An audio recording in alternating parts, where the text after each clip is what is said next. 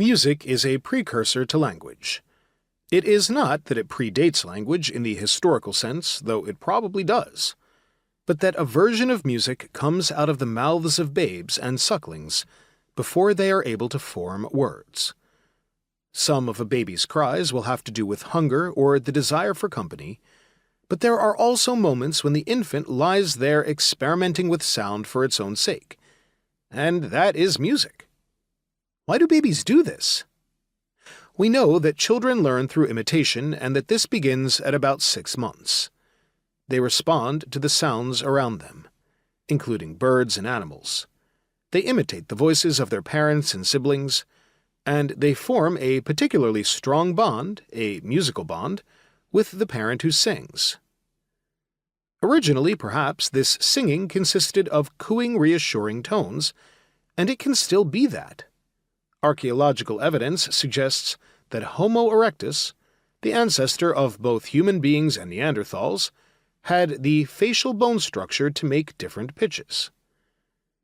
A rudimentary form of music having come first in a child's development, the words that follow gain meaning from pitch, rhythm, tempo, timbre, and emphasis, the component parts of music.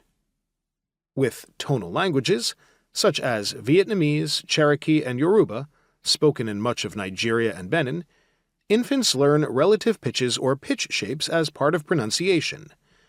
Chinese children learning Mandarin must differentiate between 4 tonal shapes, a single syllable having completely unrelated meanings, depending upon whether the pitch is high and straight, rising, falling, then rising, or abruptly falling.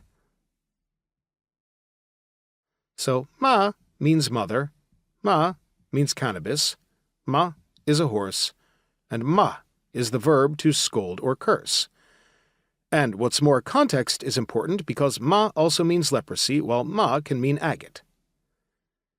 Even in non-tonal languages, such as English, pitch remains important as speaking voices rise and fall to indicate sense. Our speech slows down and speeds up. It grows louder or quieter, softer or gruffer. We can stress certain words and not others, creating free-flowing rhythmic patterns.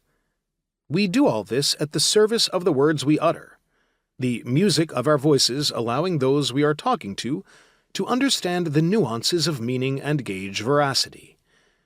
If you want to know whether your new hairdo looks good, you will have to listen to the way your interlocutor says, "Oh, it really suits you."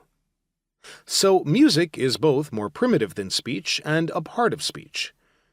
Crucially, music can also be a step up from speech when the rhythms and pitches of vocal communication are exaggerated into song. Vowels are extended and perhaps decorated with more than one note. Important syllables are placed on strong beats and high notes. Song is stylized speaking, although precise distinctions will vary from culture to culture.